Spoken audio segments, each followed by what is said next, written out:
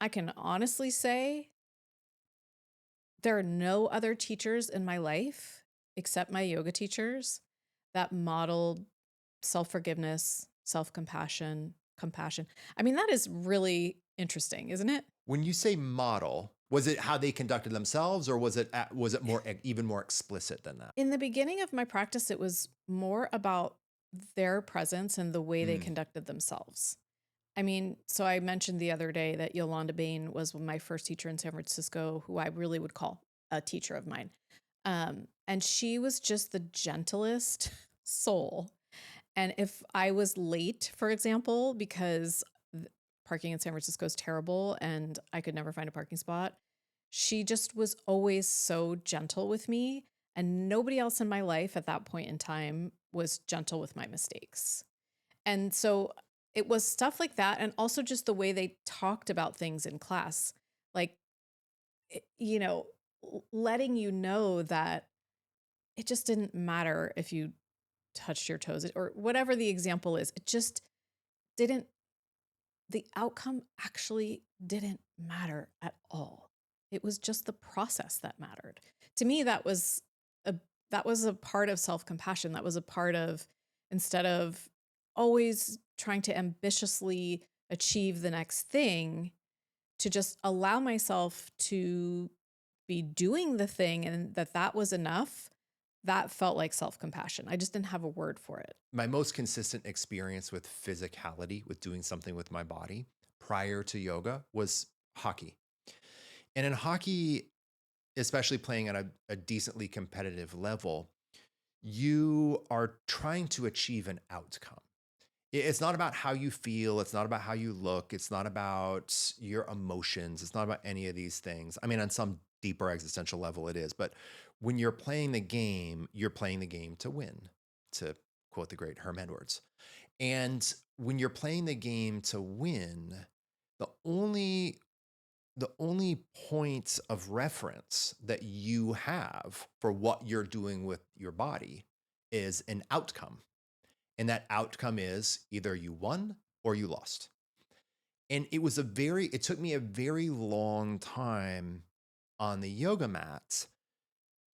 I don't actually think I was that competitive on the yoga mats, but it took me a long time to just realize, oh, that's not the frame of reference here.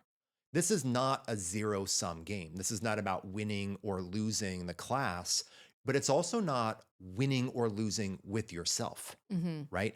And I think this was the first place.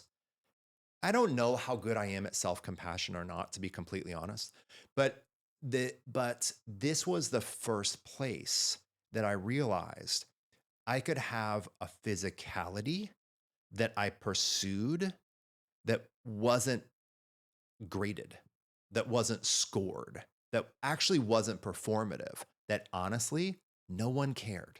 Did that bum you out at first? No, I thought it was amazing. Okay. I actually think that this is one of the reasons that so many performers, so many athletes, so many dancers love their yoga practice, because they get to move and breathe and be expressive and be physical, but there is no scorecard. Mm-hmm. There is no scorecard. Mm-hmm. And that literally feels so just different. Liberating.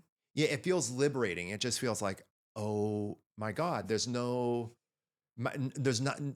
and once as a student, I hate to say this, if you haven't figured it out, once as a student, you realize your yoga teacher doesn't really care what you can or can't do. And they might say good job in class. You know, they might care about your development. I don't mean that they don't care about you and your development, but when your yoga teacher's coming to class and when your yoga teacher's leaving class, they're not thinking about what you're going to do or what you did. Do you know what I mean? Like, your Sure. yoga teachers aren't thinking, oh my God, I can't believe Andrea did crow pose today. You know? And when you realize your teacher is there to teach you and to support you and to be part of your community, but not really to hang on your performance, it's an incredible amount of weight and pressure that's lifted. With this clip, Andrea and I would love for you to listen to the whole episode. It's linked below. Also, if you could like, subscribe, share, would be really great. It helps other people find our content, and that's really valuable for us. As always, thanks for being part of the community, and we'll see you soon.